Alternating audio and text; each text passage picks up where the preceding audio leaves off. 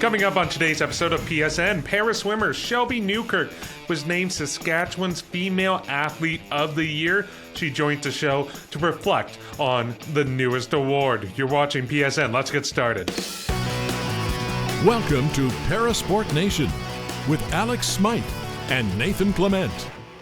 This is Parasport Nation. I'm your host, Alex Smyth, and as always, I'm joined by Nathan Clement. Nathan, the jet setter in mind, you had a busy weekend. You were traveling across the country. Tell us all about it. Yes, so I flew from Vancouver to Toronto to be a part of the Valentine's Gala, which is hosted by the Canadian Foundation for Persons with Disability. It was their 41st gala they have done, and getting to learn about the history of the gala and just the event as a whole, it honors Paralympic medalists for over 40 years now at different games, whether on the summer side and winter side. So it was myself and a bunch of friends of the show, but also other athletes that we haven't got on just yet, and really celebrating the performances happening in Paris back in the summer. So it's a beautiful event where everyone got celebrated, and every Paralympian, every Paralympic medalist that was there was awarded with the King Clancy Award. So just an honor to kind of commemorate the work that's being done in the disabled community, and just celebrating all the accomplishments of so many athletes like Greg Stewart, Austin Smink, Orly Rivard, Tess Rootliff, and the women's sitting volleyball team, and my teammate Alex Hayward all got celebrated, all got honored. So it was a very, very special event.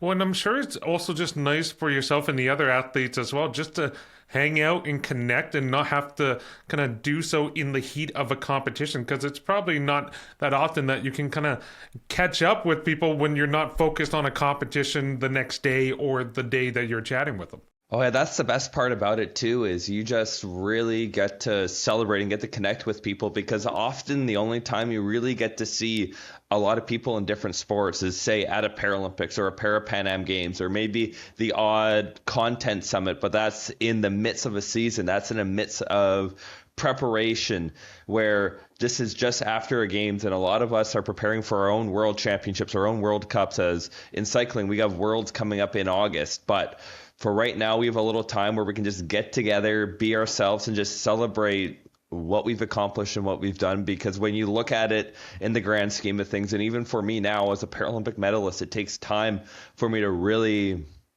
soak in and realize what I've accomplished, but all what everyone else has accomplished too. And just to be able to celebrate and hang out with friends and people we're really just getting to know better and better is something so special. And for the foundation to welcome us in and let us be a part of that gala and just be a part of that celebration was such an honor felt by everyone there. So we are so lucky and so thankful that we had that invitation, but also that time and that chance just to celebrate and be together as athletes and friends. Well, you mentioned World Championships. Speaking of which, you got the latest updates from the Para Biathlon World Championships as part of the PSN update. Take it away. Now, the PSN update. A successful weekend for Canada's winter athletes as the Milano Cortina Games edge closer. Friend of the program, Mark Aren's captain's biathlon season was 2 golds and a bronze in Slovenia in the men's standing events. On the women's side, Natalie Wilkie captured double gold at the World Championships, and Derek Liponsky won his first World Championship medal with a silver. Next up for Canada's Nordic team is the cross-country World Championships in Italy next week. Continuing in Slovenia, the Para-Alpine World Championships got underway in Maribor. In his sophomore season, Kalle Eriksson captured his first World Championship medal, only to follow up days later with his second, as Eriksson and his guide Sierra Smyth won silver in the giant slalom and slalom. In the standing class, Alexis Guimond captured his second career Worlds medal with a second-place finish in the GS.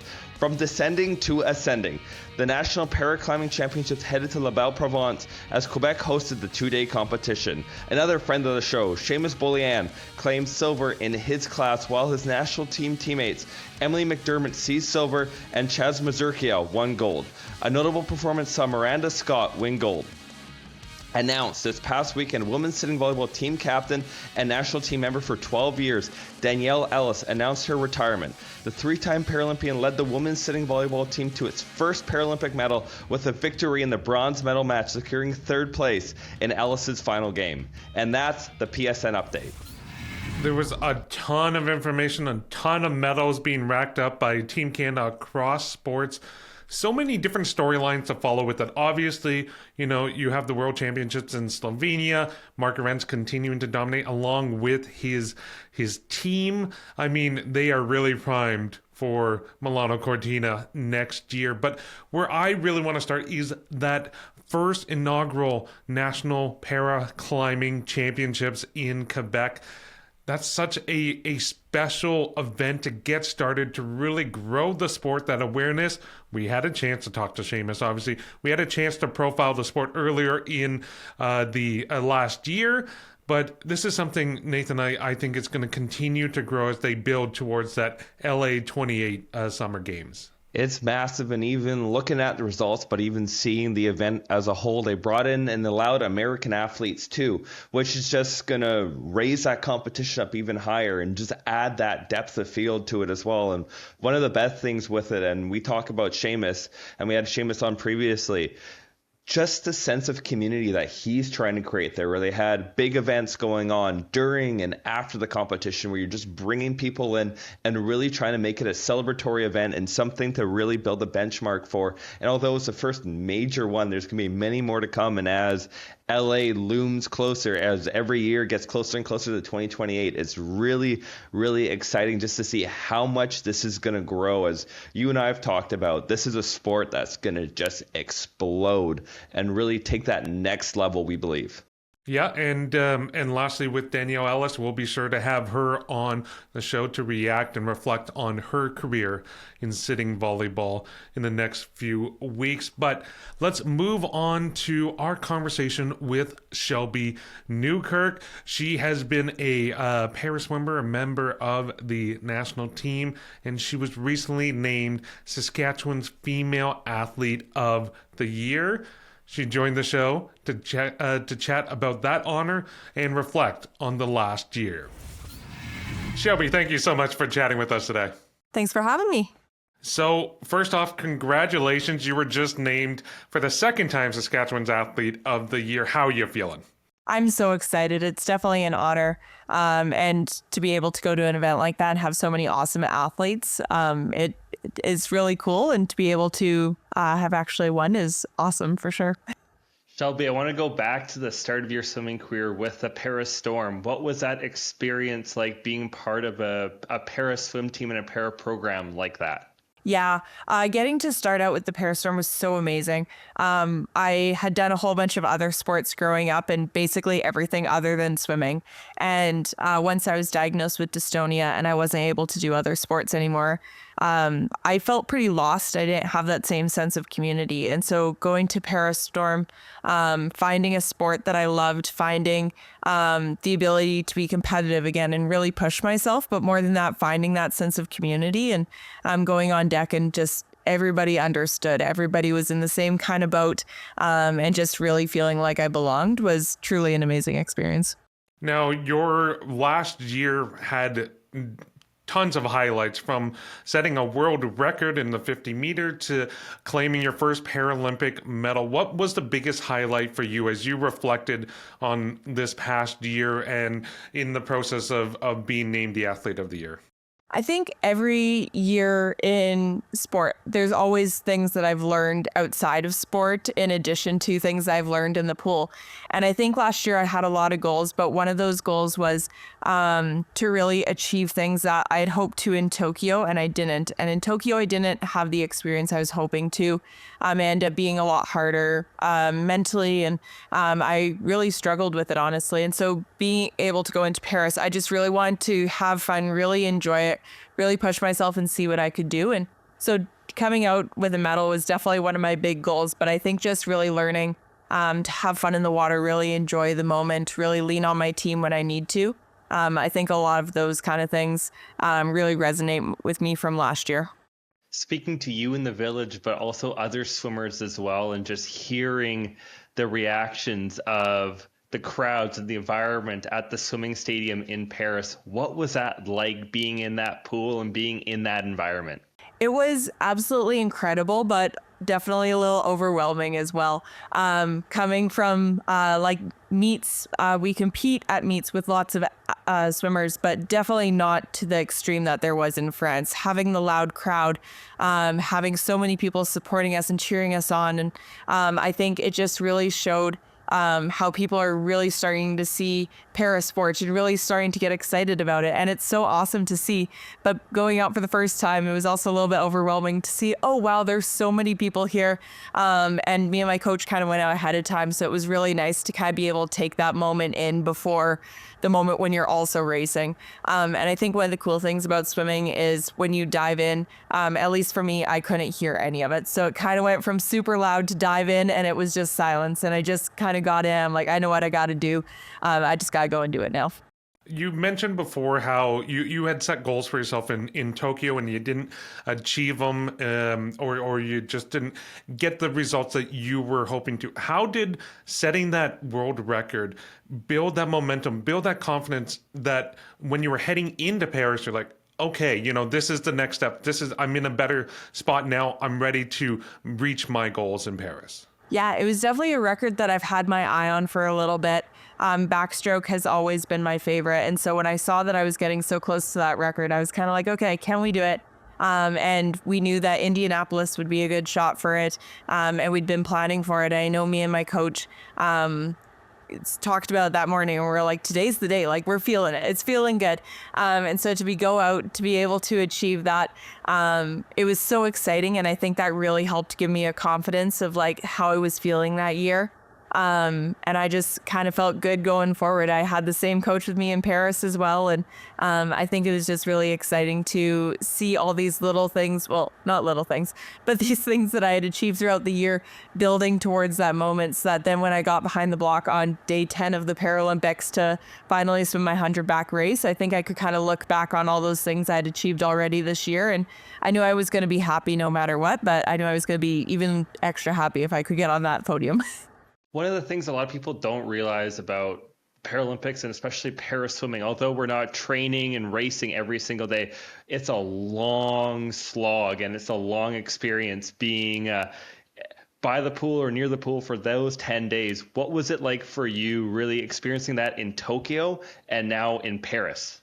Yeah, it was definitely so tiring. I had 3 individual races plus 3 relays, and then the rest of the time it was training. And in Tokyo, it was definitely a different experience with lockdown and with different protocols going on.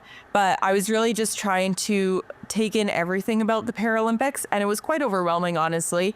And on day 4, I knew that I really wanted to get on that on day 10, sorry, I knew I wanted to get on that podium, and I ended up coming out 4th. Which I was still happy with those results, but I knew in Paris I wanted to push it to try to get on the podium. And day 1 in Paris, I ended up getting 4th and 50 free. And I'm like, oh no, are we doing this again? Like, is this how it's going to go? And I really had to keep pushing. And it's kind of that mental game to have another 8 days of thinking about your race, thinking about what you're going to do. And while I had other races along the way, everything was training for that last day. And so to be able to finally go in there and like wake up that day and be like, today's the day. I finally get to go do my race. It's the last day of the Paralympics. Let's go and do it. And can you talk a bit more about that mental piece? Because that is something that is so unique, especially when you have major competitions like this, where you have that gap, that large of a gap in the competition from when you're competing in one race to the other.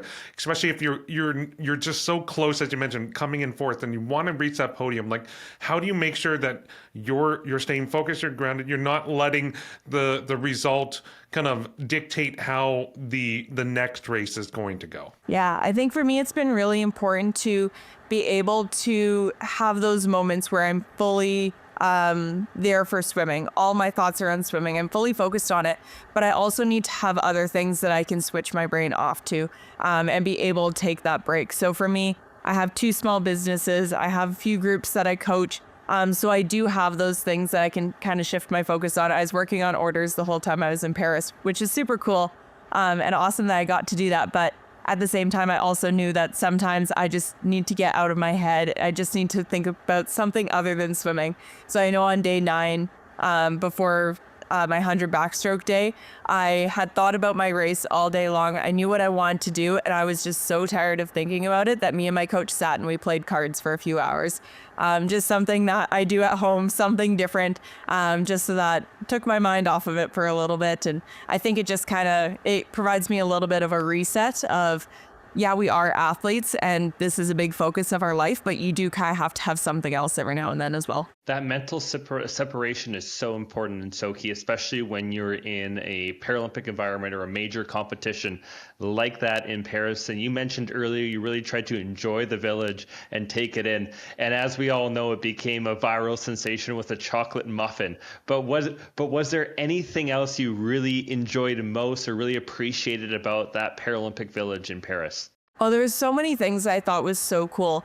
And I think probably the biggest thing was just the fact that it was kind of like with my first experience with Parastorm where I just kind of felt like I belonged. And I think the coolest thing was that everything was accessible. It just felt like the world was made for us for once. We didn't have to worry about, oh, there's going to be stairs over there, or, oh, this might not work. Just to be in an environment where everywhere was accessible. You could go to anything. Nobody was going to stare at you or ask questions. It just felt so natural. And I think it would be so cool for the world to be like that. And I really hope that we continue to move in that way. But I think just having an environment that was so easy and just naturally it felt like we all truly belonged, I think that was huge for me. It was 1,000%. I had total agreement there. And is there like maybe some small lessons or some small thing that you noticed that was done really well in the village within the facilities and the competition grounds that, other competitions, maybe other Paris swimming events could incorporate to make the venues more accessible or those competitions more accessible? Yeah, I think there's definitely a lot that we learned from Paris as far as like the sustainability of using buildings that were already there. Using accessibility not as like an afterthought of, oh, let's build this and then let's make it accessible. Having accessibility as an important issue from day one, I think is so important. And I think like if you make something accessible for people with disabilities, it's still accessible for people without them. So I think it just kind of makes sense to do it that way. So I think there's definitely a lot of lessons we can take from there. And just looking back at how easy it made a lot of things, how natural it felt by the end. I think if we just start incorporating that into everyday life would be amazing. One thing we got to know as swimmers is just the integration that paraswimming has, whether it's different countries or even in Canada when we have trials combined with the Olympic counterparts and the para counterparts.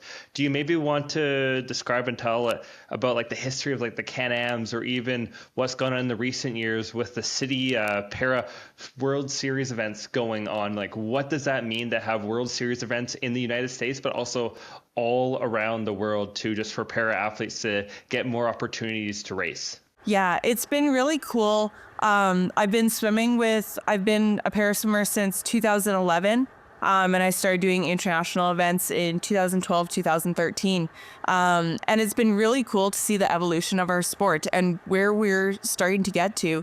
Getting to do these World Series every year is so cool, getting to go to different locations. And I think one of the things in France that was really cool was having that crowd base. And I know my parents got to be in the stands and they talked to a lot of people. And my parents would ask them like, oh, who are you cheering for? Because that's what they're used to at these competitions in Canada and stuff. And a lot of people will have their swimmer that they know that they're cheering for. But in France, a lot of people just came because they wanted to see. They just wanted to cheer on para athletes. They wanted to be involved. They just love the sport. And I think that was so cool. And I think it's awesome that we're starting to build that globally now. I'm on my way to Australia for another para swimming event, for another World Series right away. And I think it's just really cool that we get to explore and race against each other, not just once a year, but we get to start to do that more and more. And we're starting to have different levels of competition all over. And I think it's really exciting. And I can't wait to see kind of where we build from here. And for yourself, you mentioned you're getting ready to go to Australia. What goals or what are your hopes for 2025?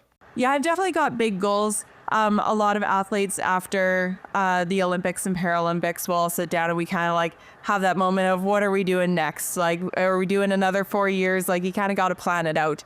And for me, it didn't take too much thought because I knew I'm still loving it. I still feel like I have more that I can do in this sport, more that I want to do. So I said right away, I want to do 4 more years. Let's keep going. So this year we have Singapore in September that we're getting ready for World Championships. We have a couple World Series events, local things. And one of the cool things that we're doing is since we do have a bit more time before LA 2028 now, is just that we have 4 years. So we're kind of trying some different strokes. We're trying different things and just really connecting with the fun side of swimming. I'm getting to coach lots of my swimmers from ages like 3 to in their 20s. And it's been really cool to get to experience sport in another way while also still training. So I've been really enjoying it. And I think a big focus for me this year is to just really have fun while training, kind of lift my head up from being in that focus zone all the time and kind of look around every now and then. As you said, like one of the great things with swimming is that travel and getting to go to different places and different locations. And one thing we love to ask on this show, and I'm gonna ask you, do you have a favorite food city that you've been to in all your travels? Oh, that's a good one. I'm a pretty like basic picky eater. So I don't tend to get too like, I don't tend to try too many interesting foods, but I did really like, I've been to Copenhagen a few times and I really enjoyed their breakfast of just like meat and cheeses. It was basically like a giant charcuterie board every morning for breakfast. So I quite enjoyed that. And I love getting to train in like hot places where we get to train outside because typically they have very like fresh fruit and especially being in Saskatchewan where it's minus 35 right now. Anywhere I can get out that feels a little bit tropical, I get to have some fun, very fresh things. It's always nice.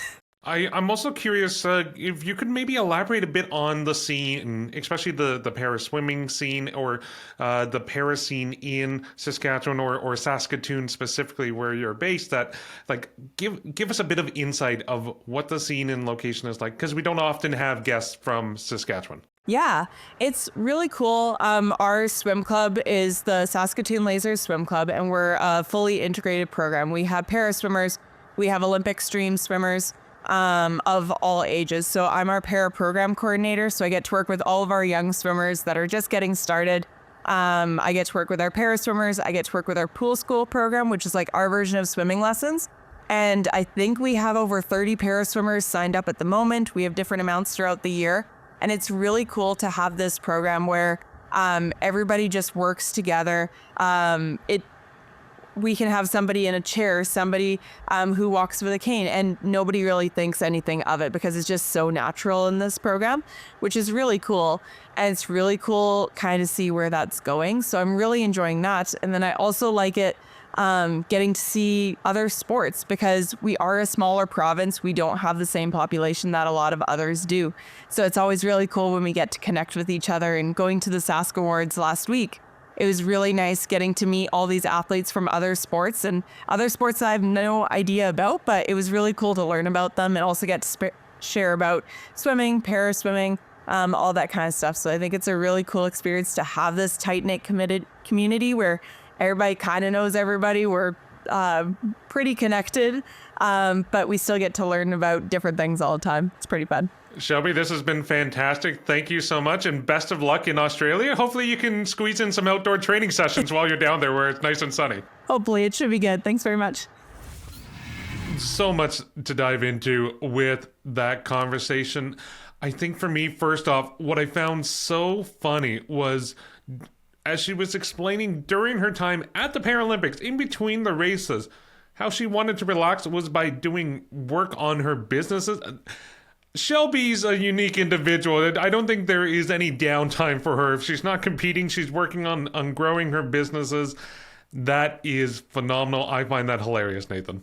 Oh, it's one of those things that once you get inside baseball and inside the world of parasport, you'd be shocked how many athletes are actually working while they're at a games too, because that's the way that we earn our livings, we make our living, but it also just shows that dedication that she has to her businesses, to everything that she's doing in her life, and really elevating herself. And I've been able to know Shelby since about 2012. So I've known her for a very long time at this point. And just to see the success she's having now and everything she's trying to accomplish as she goes to Australia, which is a very important competition for classification. And then as she builds to Singapore at World Championships is just really exciting and really amazing to see. Now, you mentioned classification competition. Like, what is that about? Is it basically all the athletes are being classified at that event, and then that's kind of the where they're going to be competing for the next year, next couple of years? Explain a bit more. So with classification, there's often competition throughout the year where even for myself, a lot of athletes are up for review every couple of seasons or every couple of years. So in swimming, you can get up for review or confirmed. For a lot of athletes that have degenerative conditions, they'll be up for review every couple of years. So for Shelby and for some other athletes, not to speak like personally on their own medical experience, but you'll have to go in for classification every couple seasons, and that's kind of where they'll look and see how your body's doing, what's the progression of when you were classified last to there, and make an assessment that could last 2 years, could even last the rest of your career. So it's very vital and it's a very important time in the season to just figure out where are you going to be placed, what category, what class you are going to be placed. And for a lot of athletes, you want to get it done early in the season just so you know where you're at and you don't have that question looming over your head. So to have a World Series event like what they're going to be having in Australia, it's very vital. And there's going to be a lot of athletes from so many different countries going there just for classification, but also that opportunity to race and get that hunger back and just really see where they're at right now at the start of this quadrennial. Yeah, and it also allows them to focus in, okay, if my classification is being changed one way or the other, I can prepare, as you say. You're not just constantly wondering, oh, when is my classification going to be changed or altered in this cycle? At least you have that, you can prepare. One last thing I wanted to touch on with Shelby's interview, and it's interesting because obviously she set a world record in the 50-meter prior to the Paralympic Games, and she talked about how that gave her that momentum, that confidence boost to go out there and compete and know, hey, okay, I can actually make the podium. It's kind of wild that you kind of do it backwards. Obviously, setting a world record in a race, in a classification. You're the fastest who have ever done it in this race, but still the Paralympics, it's that different beast of a competition, of a race that you still need to kind of live up to the moment, compete and succeed in those key races. And for her, it resulted in getting to the podium, getting a bronze. But I always think that's such an interesting mentality that you're just like, oh, I got the world record, now I can finally go and chase a medal. It's that weight. It's the storied. It's the prestige of a Paralympics. And even for myself, I know from personal experiences, when I won the World Championship in 2023, I pretty well secured my spot at the Paralympic Games, but I did not let myself think that or realize that till I was actually officially selected to the team, just because you don't want to have that expectation. You don't want to be like, okay, I'm going. You want to have that hunger, you want to have that desire, and sometimes you just need that little internal boost where if it's getting a world record right before the competition, there's some other athletes with the Canadian team in different and varying sports that had never really won a gold medal before, but they set these world records leading into the games, and you're like, okay, I have a shot. Okay, I have the belief I can do this. And those little encouragements that you get that can really help you just find that momentum, find that belief, because when you're there, when you're racing and when you're competing, it can be very challenging. And I've only known it as a cyclist in world championships. And at the recent event I did in Toronto, Greg Stewart got up and spoke about the pressure of going into a games, going into an event, trying to defend your title, and just the weight of that and just the pressure that comes with going in somewhere and trying to win a medal in the first place. There's a lot of stresses that come. And it's just trying to find a way to waver through that and try to get through that. And sometimes it's winning a medal. It's setting a world record right before a competition that can just take that weight off, because it's so easy and it can be really difficult to get lost in the prestige and aura of the Paralympics. Well, we've gotten lost in the prestige of the time limits of today's show. That's all the time we have. For Nathan, I'm Alex. Thanks for watching and listening. Catch you next time. Thanks for tuning in to Parasport Nation. Like and subscribe to the channel to follow us now.